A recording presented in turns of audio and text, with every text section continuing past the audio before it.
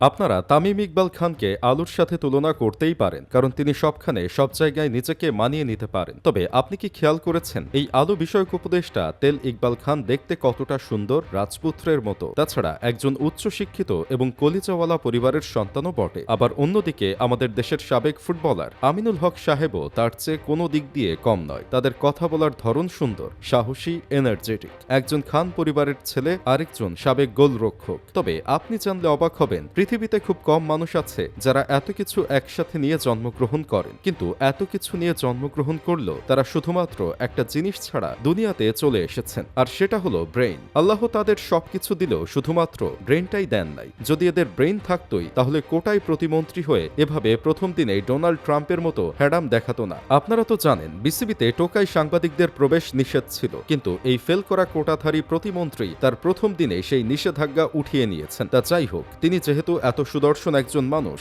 আর সাবেক ফুটবলার, তিনি এসব করতেই পারেন। তিনিই হয়তো আমাদের দেশের প্রথম মন্ত্রী যিনি নিজের আসনে ফেল করে আবার প্রতিমন্ত্রী হয়ে হ্যাডম দেখাচ্ছেন। আমি এভাবে ফেল করলে আবার দায়িত্ব পালন তো দূরের কথা, লজ্জায় মুখটাও দেখাতে পারতাম না। আসলে যাদের আল্লাহ ব্রেইন ছাড়া দুনিয়াতে পাঠিয়েছে তাদের কি লজ্জা জিনিসটা কাজ করবে? এসব দেখে তো আমার এক খেলাপ্রেমী বন্ধু বলতেছিল, তিনি শুধু আমাদের দেশের ক্রীড়া প্রতিমন্ত্রী নয়, তিনি আমেরিকার প্রেসিডেন্ট হওয়ারও ক্ষমতা রাখে। তিনি বাংলাদেশের সাবেক ফুটবলার, তার শুধু এখন ক্রিকেট খেলা বাকি। আশা করি তিনি সেটাও খেলবেন। তাই আমরা নির্বাচনে ফেল করা বিএনপির দেশপ্রেমিক নেতা আমিনুল হককে বাংলাদেশের ক্রিকেট দলের অধিনায়ক, প্রধান নির্বাচক, প্রধান কোচ, বিসিবি সভাপতি, বাংলাদেশের প্রধানমন্ত্রী, সম্ভব হলে জাতিসংঘের মহাসচিব বানানোর জোর দাবি জানাচ্ছি, কারণ তিনি সবকিছুর জন্য যোগ্য প্রার্থী। তবে মানুষ যদি জানতে পারে ফেল করলেও এভাবে দায়িত্ব পাওয়া যায়, মন্ত্রী হওয়া যায়, তাহলে মানুষ আর পাশের উপরে বিশ্বাস করবে না। সবাই এখন থেকে তেলের প্রতি বিশ্বাস করা শুরু করবে। এজন্য আমাদের কলিজাওয়ালা খান ওরফে দালাল ইকবাল খানও এখন তেলের উপরে দারুণভাবে বিশ্বাস করা শুরু করে দিয়েছে। তাই তো তিনি বিএনপির শপথ গ্রহণের সময় গিয়ে তেল মারা শুরু করেছেন আর বলতেছেন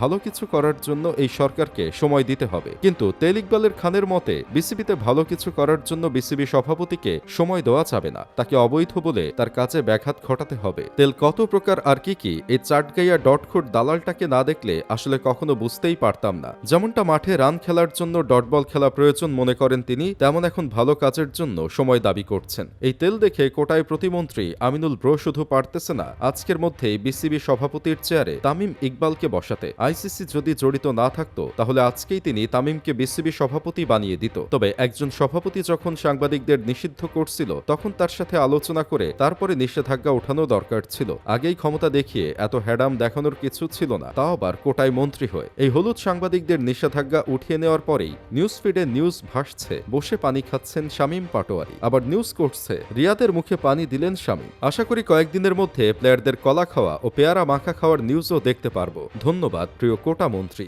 এসব দেখার সুযোগ করে দেওয়ার জন্য।